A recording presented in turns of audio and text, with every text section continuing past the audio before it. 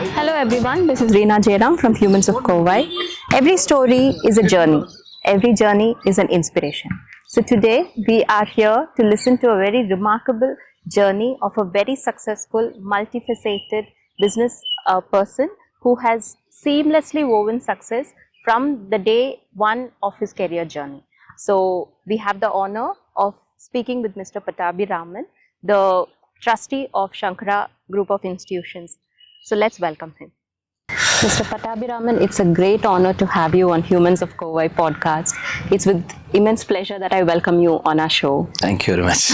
Let us start with, you have an incredible legacy started by your grandfather, father, and now you continue to uphold it with immense success.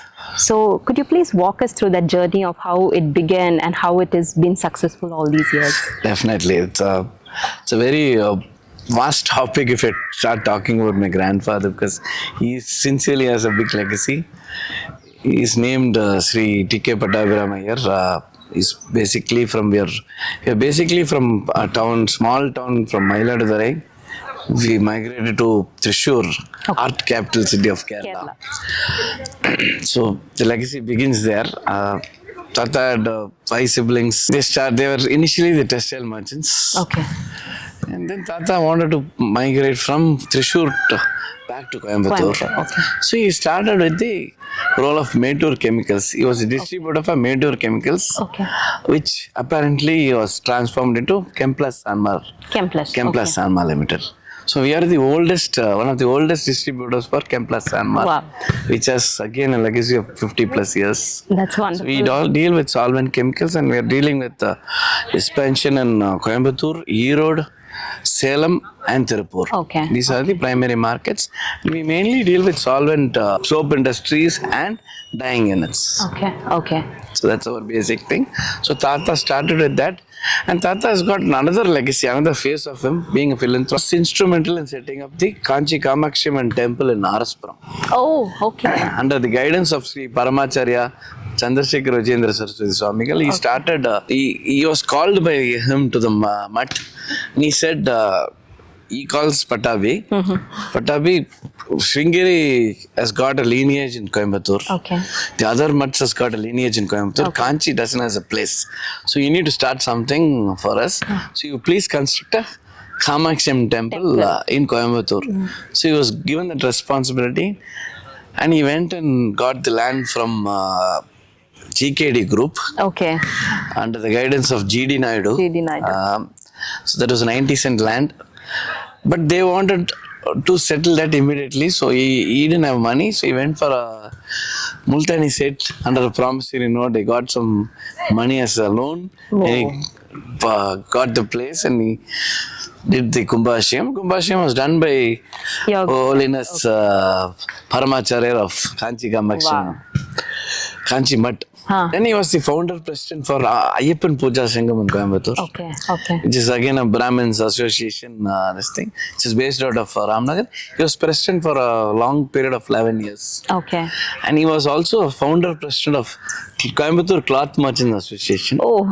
He was founder president. He was sitting president for almost a decade again. And he had a temple under the name of Murugan Baladandadipani temple in Zukurarpet. Okay. It was run by the government of Tamil Nadu under HRNC board. Okay. So he was appointed as the managing trustee over a period. So he was given responsibility of doing the Kumbhashiyam of the temple. He brought in Kribananda Warrior. Oh, okay. So under the Surpalave, we got donations from public, and he constructed the entire temple, and he was again managing trustee for 7-8 years of this thing. Still now legacy continues. Even if we go now, there's a huge respect for us in the temples. And because he's been the thing right from it has been started to. The 1980s, under different governments, there was a class for only benefits were given for not for the other caste members.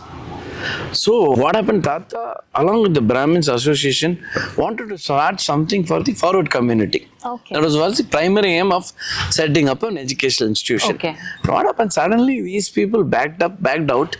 But Tata is a visionary. He started something, he didn't want to Yeah. back out. So he engaged my father and my Chittappa into Okay. this Okay. and formed a trust called Coimbatore Education Cultural Foundation Trust. This was formed in the year 1982. Okay. And he was the chairman for the trust. In 1983, he started this institution. The first institution was Sankara Institute of Technology, Okay. which was a polytechnic. Back in the 80s. 1983. In 80s, he had started a polytechnic. Yes, polytechnic. Dr. MGR had a scheme that government cannot have more education institutions because government didn't have money that time. So he said, he gave an open scheme. All the entrepreneurs, all the business people can start education institution. The government will support them in giving approvals and all the things. Okay. There will be no questions asked, but it will be a pure self-financing. It will not be a government aided. Okay. Okay. So that was the condition. And then that time, Mr. Aranganayagam was the education minister. So he had approached, he is a very good friend of CTK Pattabhiraman. So he had approached him and institution started in the year 1983. And we are the first self-financing polytechnic all over Tamil Nadu. Okay. Wow, that's incredible. And it's almost 45 years. It's all, you are touching the golden jubilee very soon. Yes. So that's how it began. Yes, that's how it began. So your grandfather had set the seed, path. Yeah, Yes. the path, and Yes. then your father had traveled it Yes. along. Father and my uncle. Yeah, your uncle. And now it's again come back to you Yes. and your cousin brother. Yes. Right? Yes. So from seeing your grandfather to your father running it so successfully, the weightage of it is on your shoulders now. It's actually a huge challenge now because then that time in the years of 1983 till 95, 96, there was not much of competition. We had only 3 institutions in the whole area. Now take colleges, arts and science college, we have around 12 colleges in the same road. In and around vicinity itself. The same road, in fact, not even vicinity, it's in the same road. If you take a 10-kilometer diaphragm, there are around 23 colleges here with engineering college and all the things. So huge competition, Yes. huge backup of money. We are not a big industrialist. We are a very small time industry people. So the self-financing concept, because this is not an aided college, Yeah. we need to pump in a lot of money. It took a lot of time for us to develop this institution. So they'll again to shoulder this at this point of time is actually difficult, but this is the legacy I would definitely carry forward. I would like to take it forward till To my your son. future generation. So Sankara College of Education, be it arts and science, polytechnic, it's going to reach this golden jubilee very Yes. soon. So what sets it apart from the other colleges?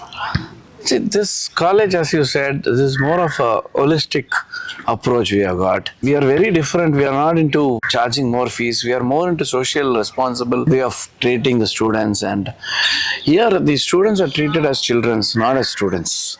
We treat them as our own children, and we give them the best quality, affordable education for a very, very much affordable fees. If you really take the fee structure of other institutions in and around, the charges what we charge per semester is much lesser than any other institution. At the same time, we never compromise on any quality. We got the best infrastructure in the way of, if you take for buses, we have 26 buses with us. If you take the computer labs, you have the best branded Dell computers. You take, for example, the lathe machines in the polytechnic. We have at par for an engineering college. Engineering college, what equipments are needed, we have got with a polytechnic structure. So we don't compromise on the quality just because we are getting a little lesser fees. And apart from that, our specialty mainly is we give more than 150 students free education through scholarship from a lot of organizations. Apart from our own organization, we have from a lot of organizations who are sponsoring the students. Okay. And another specialty what we have is we have a separate classroom for specially able students. That is, they can't speak. We have 60 students who can't speak and hear. So we have a separate section for them. We have a teacher who can't speak. They do classes in the sign language. Okay, the teacher and the students. She communicates. Yes, through that. and this is the only college in Bharatiya University is doing it. Sir, I think that's incredible. I mean, it's so nice to even hear it. Yes. I mean, like 60 students is not a Joke. Yes, I understand that because it's a pain. Again, it's not easy to teach them because we need special skill to teach them. Yes. Yeah. So how do you ensure that the education provided in the polytechnic is going to align to the current demands of the industry, especially the technical industry? See, just a specialty of a polytechnic is a polytechnic student is joined at the age of 15, 16 because he completes his 10th and then get into polytechnic. Polytechnic actually is gone by Department of Technical Education, not under any university or something. Yeah. So their course is actually 50% practical and 50% theory. So for industry standards, any engineering industry for that matter, prefer a diploma student than an engineering graduate. So their opportunity for placements, even though if they're not even pass, they get the placements being done. Okay. Now, because they have been taught, their curriculum is set as such by the Department of Technical Education to be job driven and to be very technical driven. For example, a mechanical person from a polytechnic is more skilled than a BE in mechanical. So it becomes more easy. And one more magic I'll tell you. It's a very simple magic. If you study 3 years diploma, you can directly join second year lateral entry in BE. So you don't waste even one single year because it's 10 plus 3 plus 3. So it's again the same 6 years when study. The biggest magic in that is, for example, if you really need a management seat in the first year of BE in a top reputed college, they charge capitations. On the second year of their admission, they don't charge capitation because their seats are vacant. So their lateral entry seats are vacant, so the opportunity is more. Again, another specialty of a diploma is being 50% practical and 50% theory. They have huge timeline to study for additional courses like JEE. Where it's a joint entrance exam, they can have 3 years of coaching easier than 11th and 12th student because their load in the 11th and 12th is very heavy.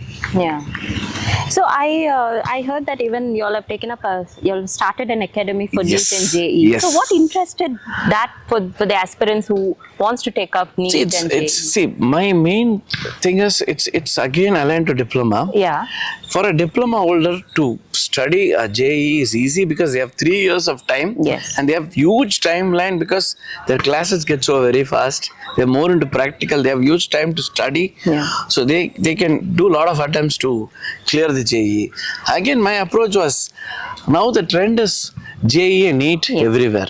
There are a lot of private centers which are happening in and across India for that matter. My vision was to start this was to give good quality coaching center at a very, very affordable price. I can even tell you the price if you want, but if it is okay, we are going to charge 40% of what the market standards fees are going to be. But the quality again, we got the top-notch physics professors here, we got the top-notch chemistry professors here, the computer science and the math professor here. So there is no compromise on the quality, but at the same time, the fees is going to be only 40% of the industry standards. So all the NEET and JEE aspirants, please make use of Sankara the wonderful academy which Mr. Pattabhiraman has started. So please make use of that and come enroll yourselves right away. Thank you. So now you all have been the pioneers in the field of education. Be it you all have run such successful colleges. Now you started off with NEET Academy and then you have your Polytechnic College. But suddenly you are interested in the retail business as well. And you were the first franchisee for Peter England Pan-India. So how did that retail thing come into? That vision is again because of my grandfather and the legacy. Because we are basically a textile retail chain of people. Right from my forefathers, everybody were into textile. Textile was our primary business. So we didn't want to leave the textile as such. We used to have at least 1 or 2 shops the entire career of us. And Peter England was an emerging brand during that time. It was Madura Coats previously. It was under Coats and Vayala Limited. It was taken over by Aditya Birla when we started. So the transition happened when you were wanting to have the franchise. And they didn't have a they didn't have a system of a franchisee concept as such. They had a different concept called buy and sell, where we used to buy it from the distributor and sell it. Okay. So I was the one who, in fact, gave them an idea of a consignment franchisee system to Peter England brand. That's so. literally In fact, I can even amazing. tell this. I mean, Father of Peter Yes. England, probably. That's And incredible. we started in 99 Nice. when I was 19. So And I think this is such an amazing person. I'm getting to interview, feeling so thrilled. Yeah. so it was a passion. It was just a passion. It was just now, because see, you be at the age of 19, you like to wear new clothes. Yes, When you own fashionable clothes. Yes, when Yeah. you own a big, good chain of a store, you'll be more enthusiastic to go inside the store and be there and at least smell everything. And so I used to love that, and that's how the passion started. Wow. And we are the long-standing franchisees for Aditya Birla. Birla, okay. And we have got an award for long-standing franchisee relationship with Aditya Birla. Okay. The CEO of the company had given me an award. Wow. And the managing director also was present that time. And now that you have shared such interesting journey in your field of textile, and now suddenly there's a turn in the field of chemicals, Chemplast. In fact, Chemplast was started by my grandfather, not by me. Okay. So it is the first primary business when he migrated from Thrissur to Coimbatore. This was way back in the year 1955-60. In the 1950s and 60s, your grandfather was interested in the chemicals. Yes. So how, I mean, something very... No, he's a BSc chemistry graduate from St. Joseph. Back then, Trichy. wow. Trichy. Wow. So probably that. Yeah, that he had an interest for chemical Chemicals, business, the love because it's a for very new Yes, business that's what for I'm the saying. family as such. Yeah. Okay. And Metur Chemicals, previously it was Metur Chemicals, not Chemplast. Okay. So Metur Chemicals gave a choice of Coimbatore and Bangalore. So my grandfather had a choice to move from either to Coimbatore or Bangalore. Thrissur being closer to Coimbatore, he wanted Coimbatore and he took Coimbatore. Because he was very attached with his brothers and the other family members. Okay. So it was joint family then. So he preferred Coimbatore. So he preferred Coimbatore, at least he can visit once a while. So that's how he started his Meteor Chemicals journey. Now that business is taken over by my uncle. He's looking out in a very wonderful way. He's doing a very good turnover, around 85 crores per year. And we are one of the largest distributor pan-India for Chemplast. Okay. Meteor Chemicals later on was bought by Chemplast Sanmar Limited. Chemplast Sanmar belongs to the Sanmar Group. It's a very big group. It was erstwhile related to Chennai Super Kings owner. Okay. That family, it belongs to that family. And that again, it's a very big Yes, it's very limited big, company. yeah. They are into diversified fields. They have around 30-35 companies under them, under the umbrella. Okay. So that's how the chemical thing started.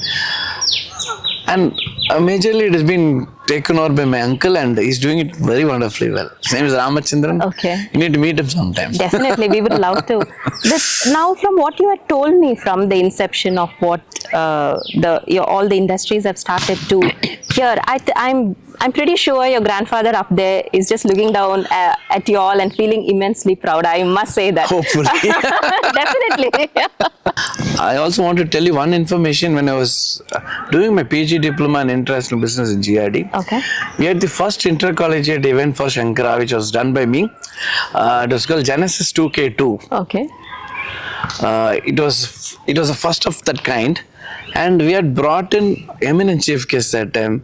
G. Venkateshwaran, brother of Maniratnam, was the chief guest. Whoa. Along with Bombay Jayashree. Oh, that wow. time Bombay Jayashree was very famous because of the Minnale. Minnale song, yeah, Minnale song. Vasigara. So we had around 60 plus colleges participating in 2002. When I was a student, I was instrumental in doing that, and a huge success with appreciations from Sankara Group and PSG Group that time. That was something novel at that time, what you had done. Yes. I don't have the photos right now, but I'll search for the photos. The story itself is, Yes. it can take back to that 2000, that breezy evening where Yes. such a wonderful evening, Yes. I mean, the event same is happening. campus brought by my grandfather, very tender age of 5, 6.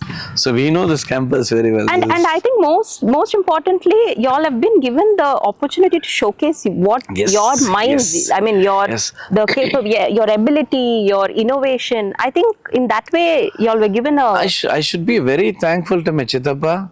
He's been more than my father, who has given me a lot of responsibilities, give me a lot of free hand in doing things. That's the major step. Yeah. See, he didn't even tell anything when he started Sankara Academy. Yes. It was nothing is no here. If it is approached by me, the freedom my Chittappa gives to me is eminent. I won't tell one thing because my father can't speak and hear, so he's not very much into the management role. Okay. So that's the reason my Chittappa takes over the father role here, yes, and he takes the administration role here. So he's more a father figure for me in business. Yeah, lovely. We're truly amazing. But again, giving a huge responsibility is something which to be proven is something which big. The opportunity, thing. for your innovation to run through at a very tender age when you started, that was something which is awe-inspiring. All credit should go to my late grandfather and my Chittappa for that. Now that you are into so many businesses, and it's not easy like to run an institution like this, and how do you juggle so many businesses, and how does a typical day in your life look like? Honestly, it's not very difficult at all, because it's just a passion, and you have systems in place. Anything and everything will run on its own. That's what I feel. One business or two businesses, same effort and same thing. It's very simple. You give roles and responsibilities to different departments. That's all will run. You can't manage the entire stuff by yourself. True. So you need to trust people, give proper hierarchies, give them responsibility, answer them. That's a simple way to run an institution. For example, running an institution just around 3,000 students, whole single-handedly me or my cousins can't do that. That's true. So there are principals who run the show. When the academic is fully based out of them, we don't interfere in the academic ways. Any interference if required, definitely we are there always. But at the same time, we do come almost every day. We like to come almost every day and at least walk around and see this place and at least be in the nature. And, so, I mean, so connected. Obviously, it's something which is very close to your heart. Business apart, see, Peter England being my one of the brainchild, it's very easy to manage that because there is a proper system in that. There is proper auditing done on a timely basis. The sales is being monitored by the brand also. There are managers at place. There are RMs by the company which is appointed. So it's very easy that way. Chemplast again, it's a legacy. So there's just a set of buyers for us. So even for my Chittappa to manage it is very easy. So it's not. It's very simple. You have a policy at place for any business to run, and you have a vision. What is your vision and what is your approach to that businesses? What is your requirement from that businesses? It's not required to be everyday present there. True. But at the same time, your presence is needed when and where required. It's again the strategy and the policy and the presence. Now that you have started your career at a very young age. So now when you look back, do you think that you could have done certain things differently? I've lost a lot of my social life. Taking social life in the sense, social personal life.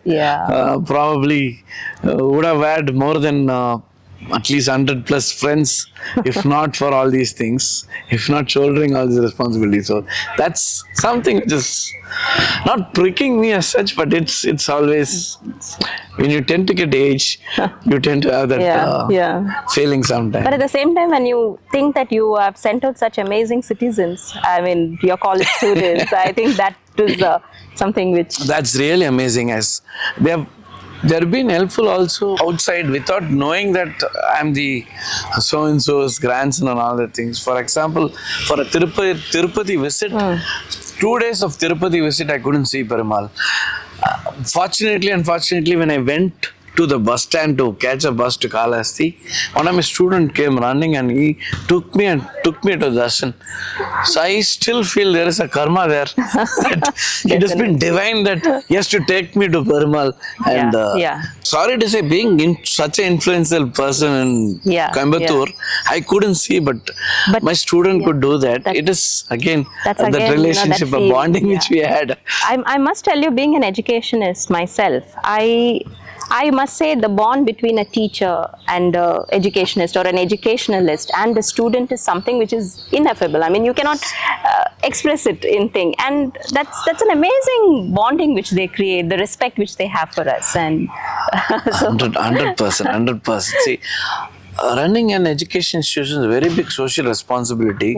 We're giving good citizens to the country, which is something amazing. It's always we should be proud of it. Yes, that is be it any designation. Pat. Yes, we will have to pat ourselves. Especially being in more than the name and the fame, it's a consciousness which is the happiness which we get when a student passes out and being placed in an organization. Definitely. You feel the immense happiness and the proudness in that.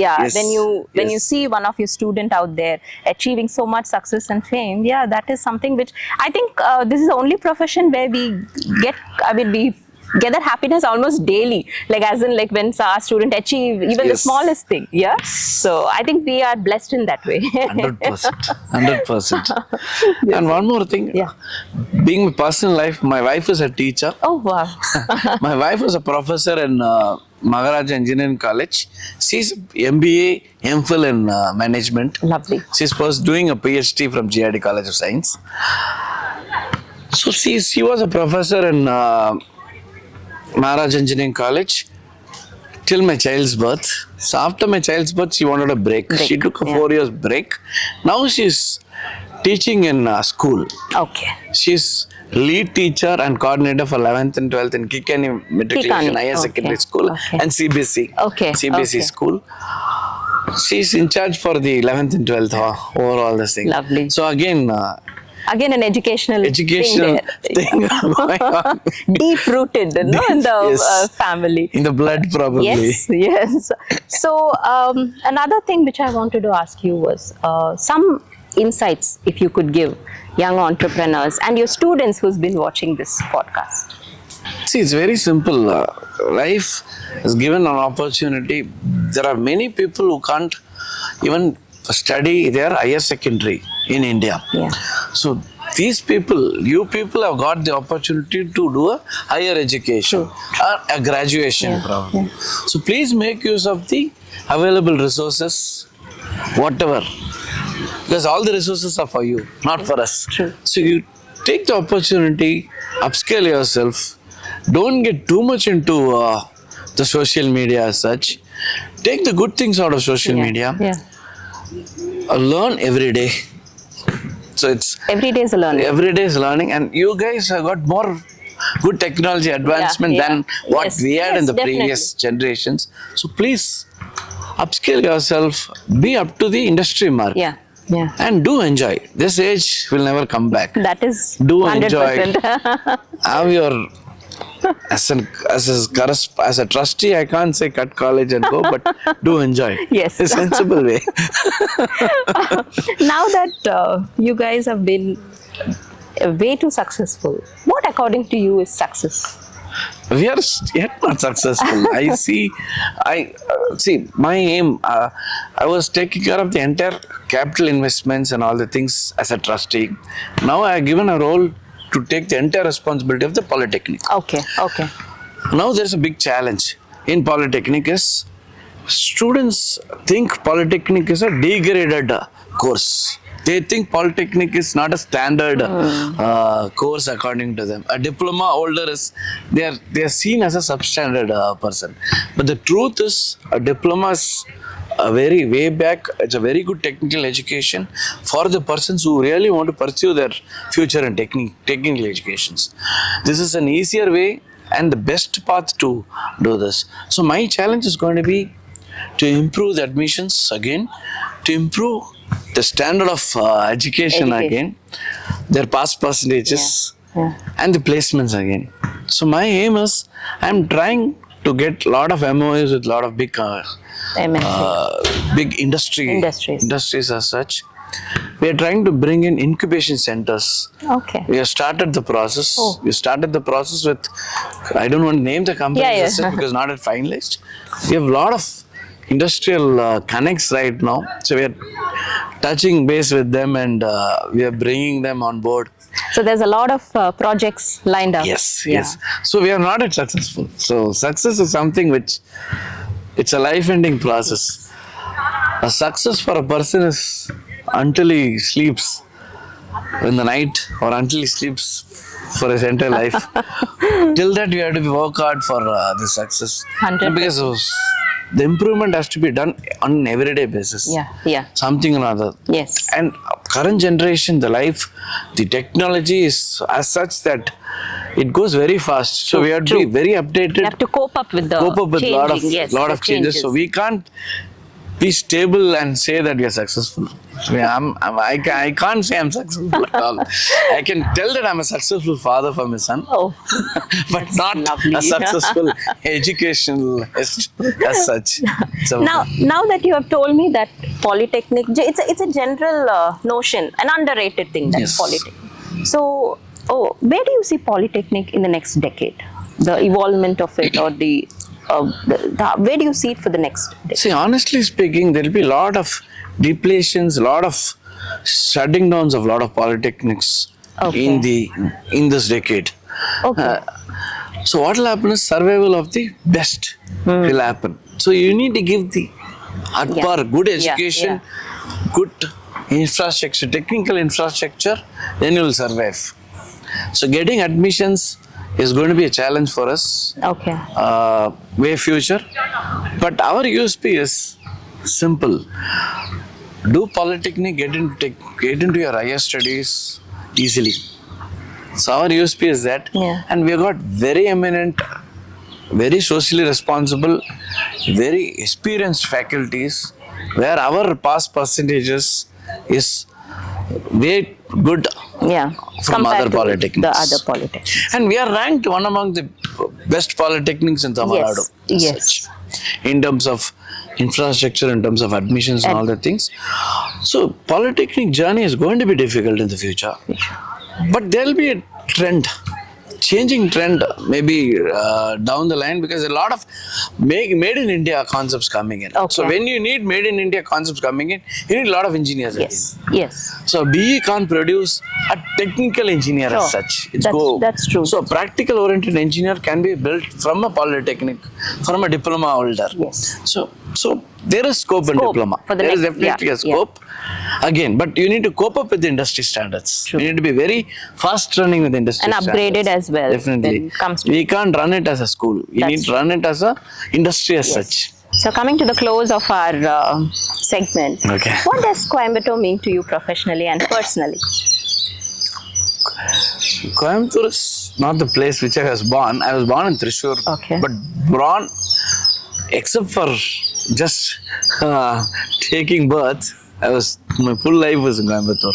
So Coimbatore is my life as such. I love Coimbatore so much because of a lot of reasons. One is, of course, it's Tamil Nadu. I love Tamil. So Tamil சொல்லலாமா? Please go ahead. Coimbatore நான் விட்டு கொடுக்கவே மாட்டேன். என்னாலும் சரி, எத்தனை Chennai people வந்தாலும் சரி, நம்ம கொங்கு நாடனை விட்டு கொடுக்கவே மாட்டேன். அது கரெக்ட் சார். இங்க இருக்கிற ஒரு பாரம்பரியம் நம்மளுக்கு தமிழ்நாட்டில் எங்கேயுமே கிடையாது. இது ஒரு பெரிய பாரம்பரியம் இருக்கு கோயம்புத்தூருக்கு. நம்ம பாஷையா இருக்கட்டும், நம்ம தண்ணியா இருக்கட்டும், நம்ம சாப்பாடா இருக்கட்டும், நம்ம கொடுக்கிற மரியாதை எல்லாத்துக்கும். ஒரு சின்ன பையனை கூட நம்ம வாங்க போங்கன்னு தான் கூப்பிடுவோம். இது கோயம்புத்தூரை தவிர எந்த ஒரு ஊர் இந்தியாலே கிடையாது இந்த மாதிரி. ஸோ கோயம்புத்தூரை விட்டு கொடுக்கவே முடியாது. ஆனஸ்டா சொன்னா இந்தியா விட்டுட்டு போற கூட மனசுல. எனக்கு I had lot of opportunities for my overseas education, but I didn't go. I wanted to do in India. All my education has been in India, and mostly in Coimbatore. Again, I didn't want to leave Coimbatore itself and go. எனக்கு நிறைய opportunities. I got a lot of opportunities to settle in Chennai, Bangalore. I didn't want to leave Coimbatore and go. பிறந்த ஊரு பிறந்த மண்ணு அதான் நான் என்ன இருந்தாலும் அதை விட்டு கொடுக்க மாட்டேன். It's always home. Always Amazing. நம்ம ஊர் நம்ம ஊரு கோயம்புத்தூர். Yeah. எங்க போனாலும் நம்ம கோயம்புத்தூருக்கு திரும்பி வந்தா that peace we ஆமா get. ஆமா ஆமா. அந்த மாதிரி ஒரு கிளைமேட், இந்த மாதிரி ஒரு செரேன் அட்மாஸ்பியர், இந்த மாதிரி ஒரு மலை, இந்த மாதிரி தண்ணி எங்க கிடைக்கும்? கண்டிப்பா கிடைக்காது. கண்டிப்பா எந்த ஒரு சிட்டிலையும் கிடைக்காது. That 100%. And sir, it was an immense honor having you and the insights which you had shared. It was an amazing interview. Just went like a breeze, and we are so happy to have you on our show. Thank you, and thank you for gracing our show. Thank you very much. Thank you, sir.